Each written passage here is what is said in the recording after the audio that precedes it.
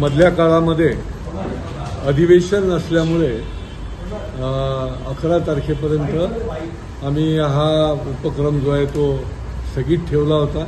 पण अधिवेशन काळात देखील या 110 उपक्रमामध्ये जे जे विषय समोर येत होते त्याचे देखील पडसाद विधानसभेमध्ये आम्ही मांडले.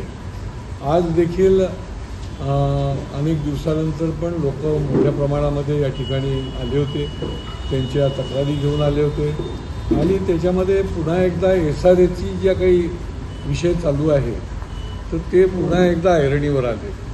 SRAमध्ये जे बिल्डर काम करतात या बिल्डरच्या पाठीशी SRAच्या अधिकाऱ्यांनी राहता कामा नये आणि त्यांना योग्य वेळेला योग्य पद्धतीने नोटीस पण द्यायला पाहिजे. या ठिकाणी बल्लाळेश्वर SRA प्रकल्प चालू आहे, चांगला आहे, तो अखंडितपणे चालू राहायला पाहिजे. परंतु त्या SRAचा प्रकल्प करत असताना त्या ठिकाणी जे काही काम चालू आहे त्याच्यामुळे आजूबाजूच्या इमारतींना देखील धोका पोचलेला आहे. परंतु बिल्डर हा उन्मत्त आहे आणि त्याच्यामुळे त्या ठिकाणी जी काही वॉल बांधायला पाहिजे ती केली गेली नाही. तिथले रहिवासी आज या ठिकाणी आले होते, ते जीव मुठीत धरून राहत आहेत. कधी पण त्यांच्या बिल्डिंगला धोका होऊ शकतो अशा प्रकारचं त्या ठिकाणी काम चालू आहे आणि त्याच्यामुळे त्याच्यावर कारवाई करण्याच्या संबंधी मी SRAच्या अधिकाऱ्यांना सांगितलेलं आहे. त्याच्याचबरोबर या हिरानंदानीचेही काही पर्यावरणप्रेमी लोक आले होते. बघा की कॉन्क्रीटचं काम कुठे केलं पाहिजे आणि कुठे नको करायला, तर त्यांनी हा विषय घेऊन आले होते की हिरानंदानीमध्ये कावेसर तलाव जो आहे तो अतिशय नैसर्गिक आहे.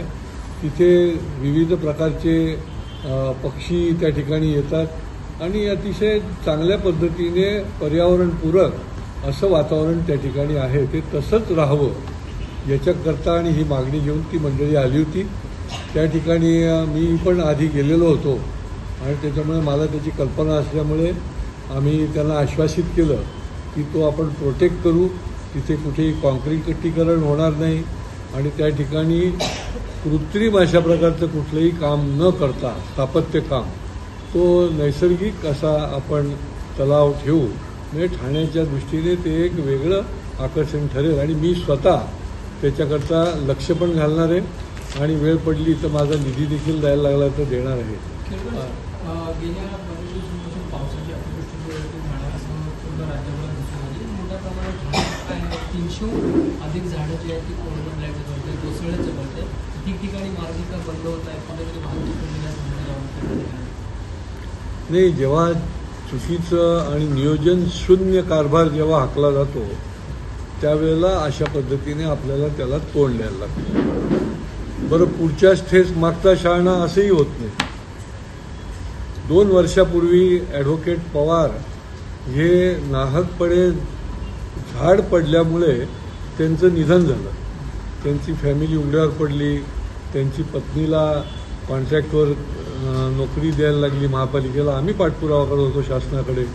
पण सांगायचा हेतू हा की त्यांना वेळोवेळी सांगून देखील रस्त्यावरची जी उन्मळून पडणारी झाडं आहेत त्याची कटाई छटाई जी आहे ती नियोजनबद्ध पद्धतीने न केल्यामुळे हे सगळं आपल्याला भोगायला लागतं आहे. आजही आता पाऊस थांबलेला आहे तरी देखील रस्त्याच्या निरनिराळ्या ठिकाणी ज्या फांद्याची छाटणी केली आहे त्या अजूनही मोठ्या प्रमाणामध्ये त्या ठिकाणी आहेत आणि त्याच्यामुळे महापालिकेने याची गंभीर दखल घ्यायला पाहिजे आणि पुढचं संकट येण्याच्या आधी हे काम करून घ्यायला पाहिजे.